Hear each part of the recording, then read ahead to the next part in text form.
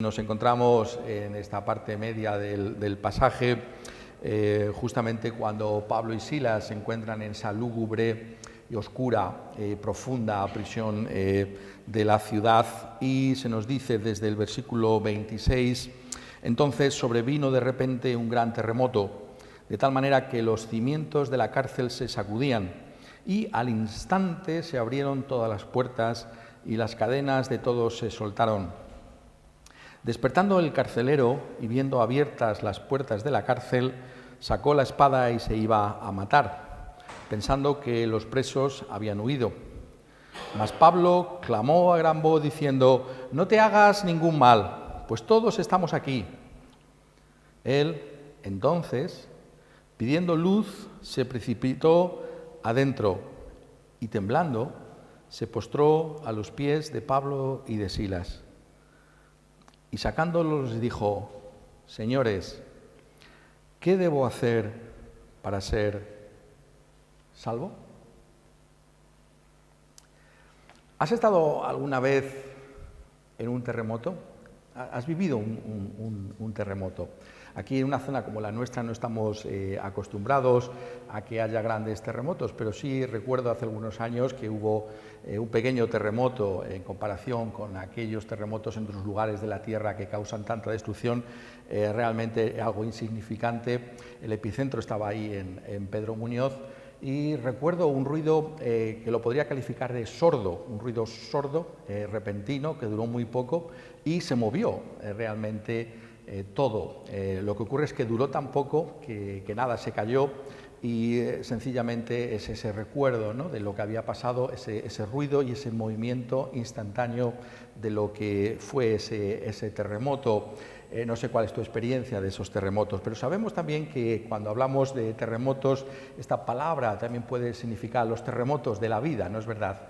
¿Qué nos ha pasado en la vida que ha sido algo que ha venido como un cataclismo a nuestra vida, una tribulación, una dificultad, que podamos pensar que esto ha sido un terremoto en mi propia existencia? ¿Existe algo así en tu vida? ¿Te ha pasado algo que tú puedas calificar como un terremoto en tu existencia? Quizás una pérdida, quizás algún malentendido, alguna enfermedad. Podemos pensar de tantas maneras, ¿no?, y ver, pues esto ha sido un terremoto, esto fue un cataclismo que pasó en mi vida. Esto es justamente lo que un pasaje como este nos está diciendo, porque en un sentido, si lo miramos bien, este carcelero de Filipos experimentó el terremoto en esos dos sentidos. Por un lado, fue un auténtico terremoto físico. Se nos dice aquí en el pasaje que sobrevino un terremoto de tal manera que los cimientos de la cárcel se sacudían. Los cimientos de esa prisión empezaron a temblar, y tuvo que ser de tal magnitud que dice que al instante se abrieron todas las puertas y las cadenas de todos se soltaron. Por tanto, estamos ante un auténtico terremoto. Verdaderamente pasó allí un terremoto. Realmente algo así pasó. Pero el pasaje nos dice que a raíz precisamente de ese terremoto físico, este carcelero de Filipos experimentó también algo parecido a otro tipo de terremoto en su propia vida. Dice: despertando el carcelero y viendo abiertas las puertas de la cárcel, sacó la espada y se iba a matar, pensando que los presos habían huido. En otro sentido, el cataclismo, el terremoto, trae un terremoto también sobre la vida de este hombre, en el sentido de que lo que ha pasado y lo que él teme, que todos los presos se hayan fugado de la cárcel por causa del terremoto, pues realmente es un cambio completo en su propia existencia. Hasta el punto, nos está diciendo aquí, que las circunstancias son tan adversas, tal y como él las juzga, que está dispuesto a quitarse la vida. Y entonces lo que un pasaje como este nos está enseñando es que podemos atravesar en nuestra existencia circunstancias, cataclismos, dificultades de tal especie que podamos plantearnos incluso perder la vida, tomarla en nuestras manos y disponer de ella a nuestro propio antojo. Eso es lo que encontramos que aquí se nos está trayendo. curioso que esto aconteciera y que, como os estoy diciendo, quisiera que llamar siempre vuestra atención sobre este tema, porque no siempre escuchamos lo mismo, las mismas personas, y se nos puede pasar por alto y en cualquier manera siempre tenemos que escucharlo, pero sabéis que la Biblia tiene una economía del lenguaje, si lo puedo poner así, es decir, los detalles de la Biblia no son simplemente cosas curiosas que se podían haber dejado de poner. Entonces el hecho de que Pablo entre en todo este lujo de detalles está expresando que es importante lo que dice aquí, porque hay algo que debemos aprender en lo que se nos está diciendo. Y digo esto porque aquí está trayendo una reflexión sobre lo que era el suicidio, si lo puedo poner de esta manera tan provocativa, el suicidio en aquella cultura antigua. Vemos, si lo notáis bien, esa disposición inmediata del carcelero, aquí te pillo, aquí te mato, solemos decir, para tomarse la vida, nunca mejor dicho. Porque hay una cultura del suicidio, ¿no? Entonces, ¿no? Seguro que algunos de nosotros hemos oído hablar de la ciudad de Numancia, ¿no? Cuando realmente esta ciudad ya no tiene escapatoria del cerco de los romanos, pues ¿qué hacen los habitantes de Numancia? Pues se suicidan. O quizás habéis oído hablar, también otro ejemplo de la antigüedad, ¿no? De la fortaleza de Masada, la fortaleza de los judíos, esos judíos que se rebelaron contra los romanos y finalmente resistieron en ese Picacho, ¿no? En ese lugar, ¿no? Al lado del Mar Rojo, que parecía inexpugnable, pero poquito a poco los romanos se fueron acercando a Masada y a lo largo del tiempo construyeron un puente que les permitía atacar a la ciudad. ¿Y qué ocurrió? Se nos dice, ¿no? Allí cuando nos contaban la historia de Masada, ¿no? Los últimos supervivientes se suicidaron. Entonces, lo que está trayendo es una reflexión sobre el suicidio, ¿no? Desde este punto de vista. ¿Por qué? Porque esa disposición tan amplia, tan rápida a cometer este suicidio. Y lo que nos está trayendo aquí la Escritura, ¿no? Ilustra, como pretendo hacer ahora, también la antigüedad, cuando leemos acerca de la historia, es que realmente el suicidio tiene que ver con el sentido mismo de la existencia. Aquí tenemos a este carcelero. Realmente este carcelero, ¿qué sentido tiene en su propia existencia? Solamente tiene un sentido. El único trabajo que tiene es que los presos que han sido puestos bajo su custodia puedan permanecer allí hasta que la autoridad de Filipos diga lo que se tiene que hacer con ellos. Entonces, cuando él contempla ese cataclismo, ese terremoto, cuando él, con la experiencia que tiene, se da cuenta de lo que ha acontecido, de que se han abierto las puertas de la cárcel, lo que está diciéndonos es que el sentido final de su existencia ha dejado de existir. Que realmente aquello para lo que estaba viviendo ya no tiene sentido ninguno. Y entonces se nos dice que estuvo dispuesto a matarse. Dice, sacó la espada y se iba a matar, pensando que los presos habían huido. Está reflexionando sobre esa profundidad, ¿no? de lo que puede ser la vida de las personas, ¿no? Y está diciéndonos realmente, y por supuesto es obvio que tiene una aplicación a nosotros hoy en día, aunque hayan pasado todos estos años desde que este pasaje se escribió, pero es la reflexión de que qué es el sentido que encontramos en nuestra existencia. Y cuando ese sentido, cuando eso aquello por lo que estamos viviendo, en este caso, en el caso del carcelero, su propio trabajo, su propio empleo, se pierde completamente, ¿qué hacemos, no? ¿Cómo miramos estas cosas? Se nos dice, ¿no? Cuando se reflexiona sobre la antigüedad, sobre este tema, puede sonar morboso, ¿no? Pero fascinante en el sentido de estudiar el contraste, ¿no? De lo que, si lo puedo decir así para que me entendáis y no veáis que es nada morboso, lo que hace el impacto del cristianismo, ¿no? Lo que cambia el cristianismo, la mentalidad antigua, dice Kierkegaard, ¿no? El gran filósofo danés, ¿no? Que tenía esta fe también evangélica. Decía él que el suicidio era como una virtud, ¿no? En algunos momentos de la cultura pagana. Es decir, suicidarse es un camino que muestra virtud. Es decir, lo virtuoso, lo adecuado en algunas circunstancias es suicidarse, ¿no? Podemos ilustrarlo, ¿no? En el caso de aquellos que se encontraban en esa persecución que esperaban por parte de Nerón, ¿no? Y cómo el camino virtuoso que se puede elogiar para una vida, cómo se puede terminar bien una vida, pues es el suicidio. Esta es la mentalidad, ¿no?, que aquí se nos está trayendo. Si os dais cuenta, lo que está haciendo aquí Lucas es mostrarnos por medio de estos incidentes en Filipos, pues lo que era el mundo pagano. Esto es lo que me gustaría que fuerais capaces de entender todos, porque si os dais cuenta nos ha hablado de Lidia y ha entrado en detalles, ¿no?, sobre ese tipo de personas como Lidia que tienen una cierta religiosidad, ¿no?, y cómo hay un camino de entrada al Evangelio por medio de la misma. Pero después nos ha hablado de esa mujer que estaba poseída por ese espíritu de adivinación, otra manifestación muy clara de lo que era el paganismo, ¿no?, la clarividencia, ¿no?, la presencia de esos espíritus demoníacos, ¿no?, que gobernaban en el Imperio Romano, que tiene una gran influencia. Eso es otro caso que nos está poniendo. Y ahora nos está poniendo en el caso del carcelero otra mentalidad pagana también, ¿no? Está trayendo otro caso, ¿no? Y está diciéndonos aquí que también hay una forma de entender la vida, una forma de entender el mundo, que consiste en acabar con tu propia vida cuando lo que da sentido a la misma ha desaparecido. Pues bien, lo que está diciéndonos Lucas, por tanto, es que todo esto es pagano.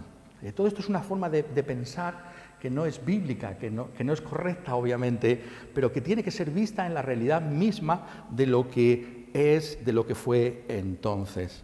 Y vemos que realmente es desde nuestro punto de vista, ¿no?, es una meditación melancólica, ¿no?, sobre esa desesperanza, ¿no?, que había en ese mundo pagano.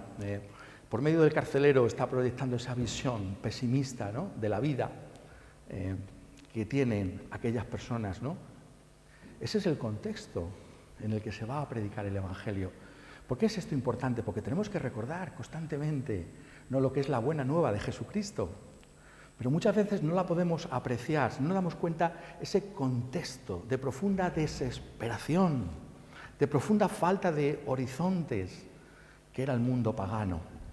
Y que se ve claramente en este carcelero. Este carcelero tiene una función en la vida, que es cuidar de esos presos, y cuando ese horizonte temporal se pone en peligro, entonces él tiene que perecer. Y esto es algo, nos está diciendo la antigüedad pagana, ¿no?, que es algo que podemos elogiar, ¿no?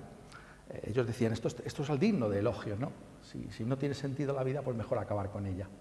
Es una mentalidad, ¿no?, que también se introduce, ¿no?, en nuestra época. Bueno, pues si no puedo realmente, mi vida no tiene ningún sentido, mejor poner fin a la misma, ¿no? Eso lo empezamos a escuchar, ¿no? ¿Qué sentido tiene la vida? Hay una dignidad en sí misma, hay algo que merezca la pena cuando aquello en lo que yo confío, cuando ese valor máximo y supremo que puede ser pues mi salud, o pueden ser mis posesiones o mis seres queridos que me han sido arrebatados no están, pues entonces tengo que renunciar a ello. Esa es la realidad que aquí se nos está trayendo. Es lo que el apóstol, después también el apóstol Pablo va a traer cuando reflexiona sobre lo que es esa humanidad sobre la que vino el Evangelio, esa humanidad que va a ser sustituida por el Evangelio por lo que llama una nueva humanidad.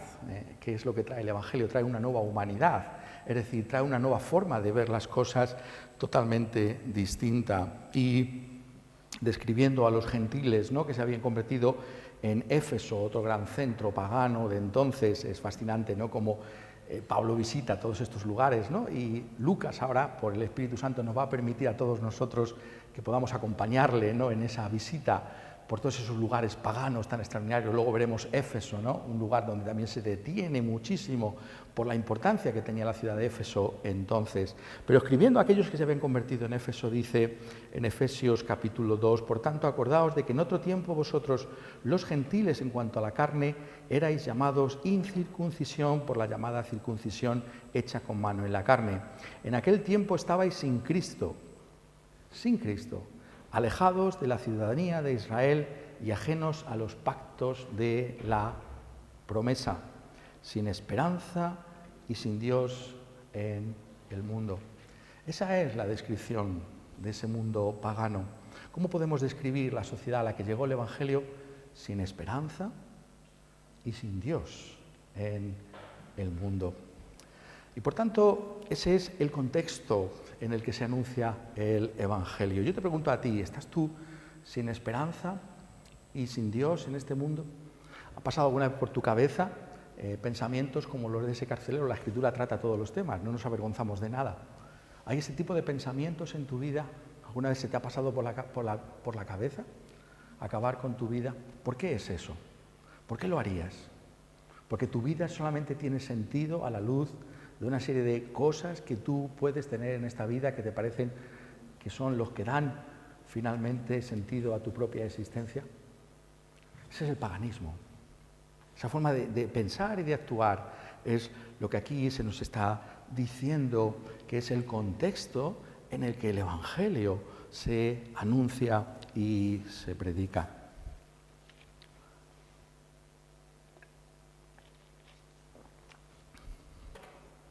Pero hay algo más en esa historia que aconteció. Dice, pero, versículo 28, Pablo clamó a gran voz diciendo, no te hagas ningún mal, pues todos estamos aquí. Tenemos nuevamente esta intervención de Pablo que se nos presenta con este más, que es una palabra castellana antigua que significa pero. Notar como Lucas tiene esta manera tan extraordinaria de presentarnos la verdad, ¿no? Porque lo construye para que veamos lo que significa esto, ¿no? Si dejamos al carcelero simplemente seguir su existencia, ¿cuál es el fin del carcelero? Es la muerte. El carcelero saca la espada, se va a matar.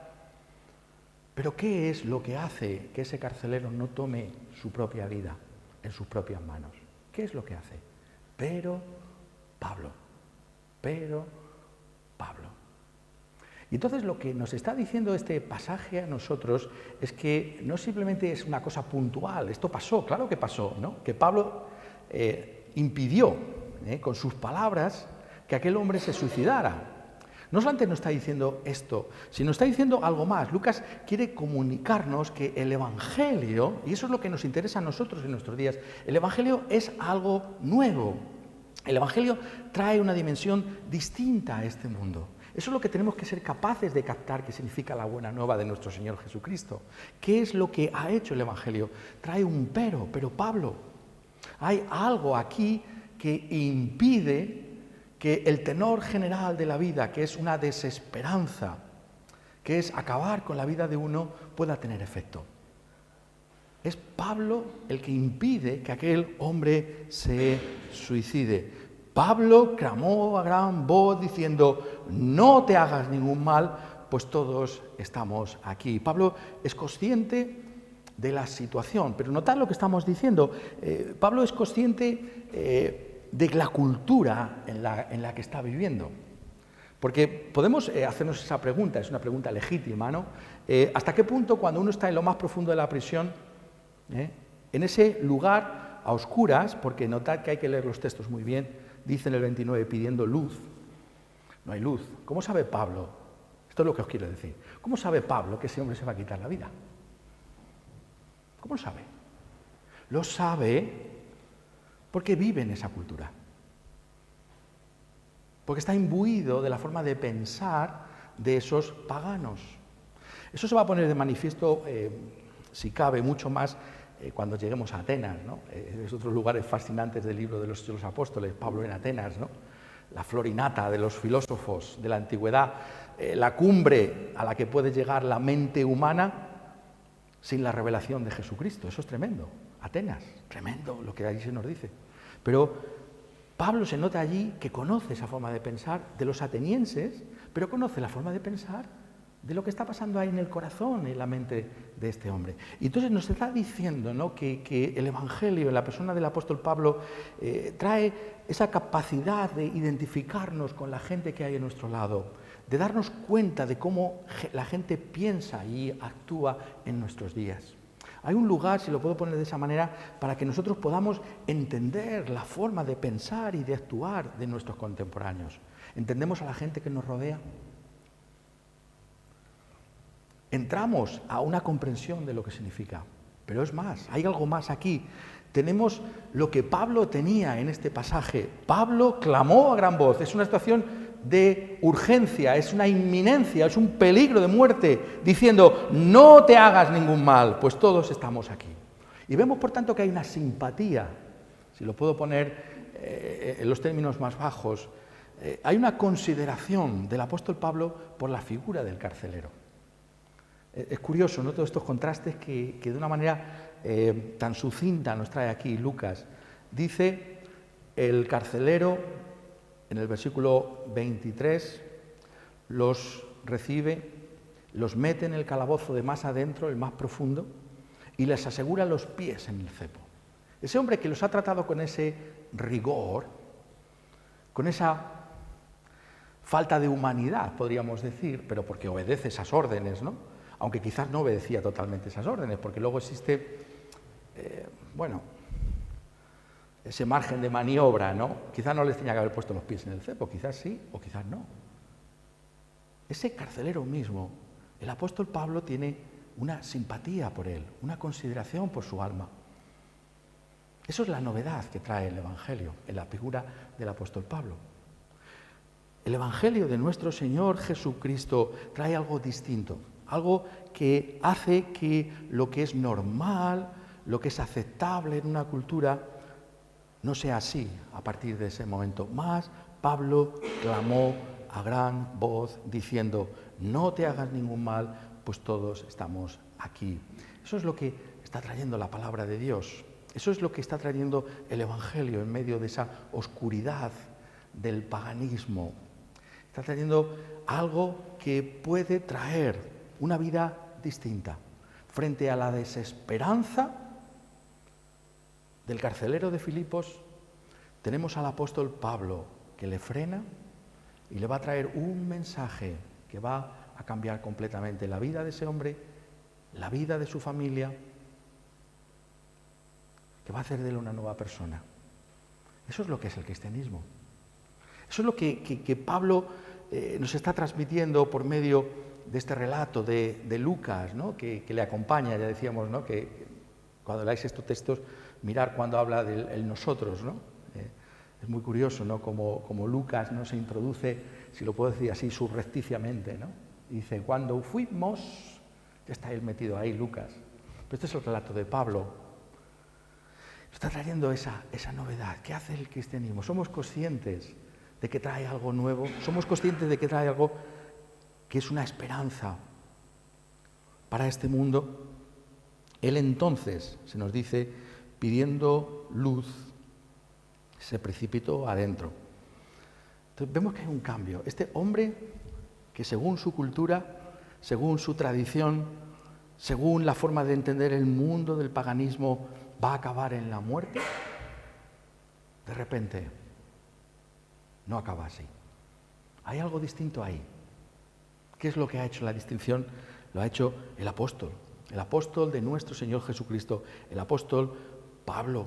Es el que ha cambiado la forma de enfocar la existencia, la cosmovisión, si lo puedo decir así, que tiene este hombre, este carcelero, y que refleja su propia cultura. Esto es lo que ha hecho la fe cristiana en este mundo. La fe cristiana ha leudado esta tierra, tenemos que ser conscientes de ello. Muchas cosas, y por eso es necesario que vayamos a estos textos y busquemos exprimirlos, ¿no?, si lo puedo poner de esa manera. El cristianismo, nosotros como lo vemos después de 2000 años no nos damos cuenta, pero ha traído algo nuevo totalmente a este mundo. Pensad en un mundo en el que no hubiera venido la fe cristiana. Es el mundo de ese carcelero. Es el mundo de esa muchacha explotada por sus amos, por sacar una ganancia. Es un mundo bajo el poder demoníaco. Es un mundo religioso, pero que no tiene poder de Dios. Ese es el mundo al que ha venido la fe cristiana. Es un mundo que ha sido leudado por el Evangelio.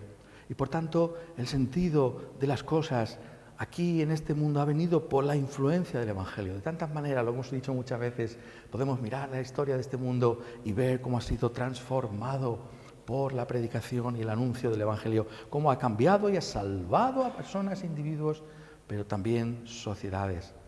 Vemos nosotros el suicidio. Históricamente se ha visto el suicidio como lo vieron los paganos. ¿Hay algo digno en algo así como quitarse la vida porque los horizontes temporales que tenemos no son los que nos favorecen. ¿O no es acaso, sin entrar en otras razones no médicas o psicológicas que dan una profundidad y un matiz a lo que estoy diciendo, hay un sentido ahí de un profundo egoísmo y amor por nosotros mismos cuando perdemos lo que más queremos, entonces nos desprendemos de nuestra propia vida. ¿Por qué? Porque nos han quitado aquello que ha dado sentido a la misma, o que nosotros pensamos que es la misma, ese profundo egoísmo, yo lo primero. El cristianismo introduce algo distinto, es algo realmente que cambia. Y lo vemos en el caso particular de ese carcelero. Dice aquí: entonces, pidiendo luz, se precipitó adentro y temblando se postró a los pies de Pablo y de Silas y sacándolos les dijo: señores, ¿qué debo hacer para ser salvo? Aquí ha cambiado algo. Aquí ha cambiado algo en el alma de esta persona, este carcelero. ¿Recordáis que aquí tiene dos presos como nunca ha conocido antes? ¿Qué presos son estos? Son unos presos muy particulares. ¿Por qué? Porque se encuentran en lo más profundo de la prisión, se encuentran con los pies en el cepo, se encuentran sufriendo y experimentando el dolor de una espalda que ha sido golpeada. Y sin embargo, nos dice el texto, a medianoche, orando Pablo y Silas, cantaban himnos a Dios y los presos los oían. Y ahora, este Pablo, uno de esos presos tan particulares y tan especiales, que está cantando y orando a Dios en medio de esa prisión, a pesar de sus sufrimientos injustos, no merecidos, este Pablo ha evitado que ese hombre tome la vida. Pablo le ha dicho: mira, nadie se ha escapado de la prisión, todos estamos aquí. Hay algo que ha paralizado. Hablamos de lo sobrenatural del terremoto, pero hay algo que ha paralizado a los presos mismos. Ninguno se ha movido, ninguno se ha ido, ninguno ha escapado de esta prisión. Estamos todos aquí. Y ese hombre se precipita dentro y se postra, se inclina delante de Pablo y Silas y dice: señores, sacándolos de aquel lugar, ¿qué debo hacer para ser salvo? Y eso es lo que tenemos que observar. Déjame que lo ponga de esta manera. Este hombre hace una pregunta. ¿Qué debo hacer para ser salvo? ¿Qué está diciendo esto? Está diciéndonos como mínimo que este hombre ha sido despertado, que su alma es un alma que de alguna manera ha empezado a ser distinta, porque se pregunta algo. Lo pongo de otra manera para que me entendáis, ¿no? Cuando nuestro querido Juan Calderón Espadero, ¿no? Sacerdote católico romano de aquí, de nuestra zona, que nació en Villafranca de los Caballeros, sabéis que profesó los hábitos y luego se convirtió en Francia. Cuando él hace ese análisis de cómo era España entonces, el siglo XIX, no ha cambiado tanto, ¿no? Dice: lo que ha hecho el catolicismo romano en la nación española es traer una profunda indiferencia frente a las realidades espirituales. Es decir, la gente, decía Calderón entonces, no se pregunta nada. No se pregunta nada. No hay una inquietud por mi alma.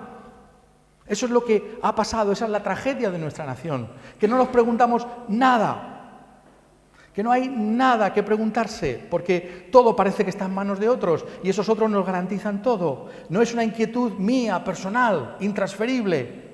¿Qué debo hacer para ser salvo? No hay esa pregunta. Y yo te pregunto, tú te preguntas qué debes hacer para ser salvo o estar dormido.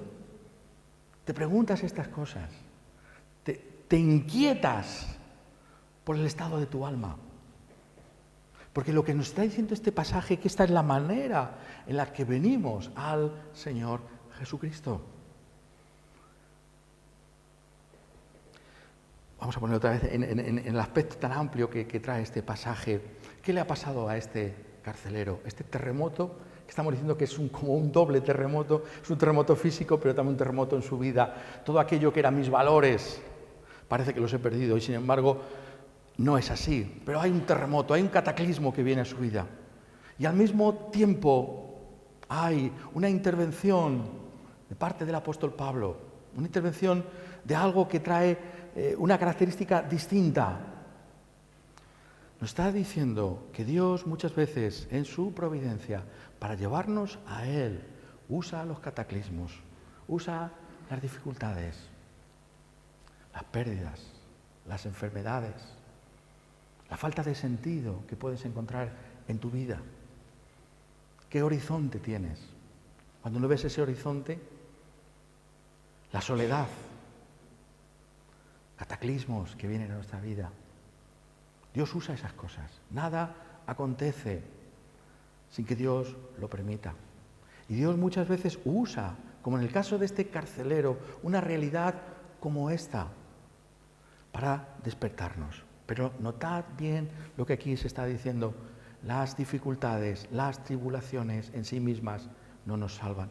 Hace falta algo más. Hace falta el apóstol.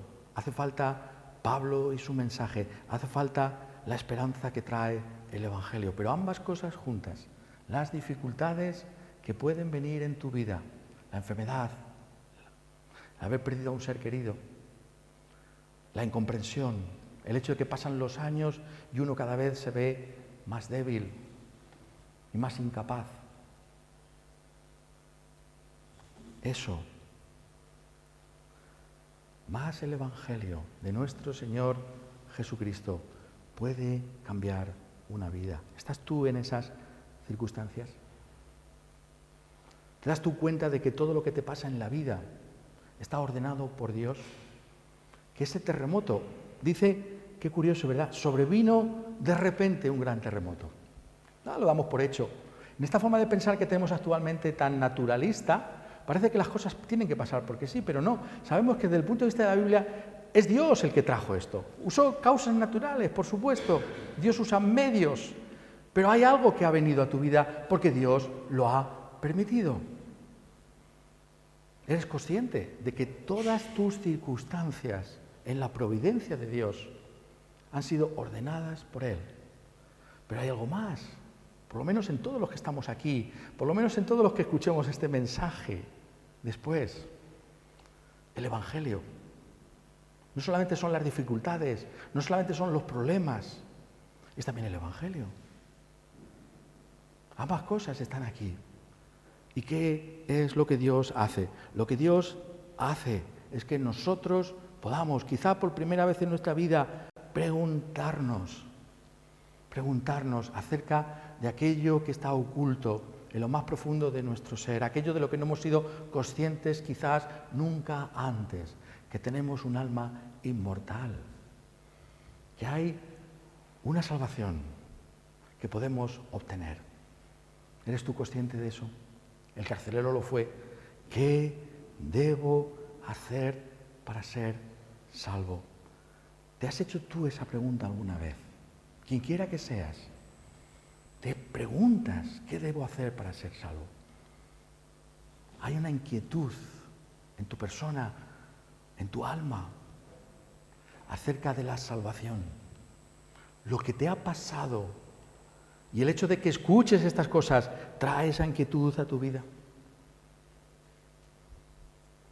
Porque lo que el texto nos está diciendo es que ahí es donde el anuncio del Evangelio va a llevar fruto para vida eterna. Cree en el Señor Jesucristo y serás salvo tú y tu casa. Esas palabras muchas veces las citamos, pero tan importante como son, la indicación que hace aquí el apóstol es el contexto de esas mismas palabras.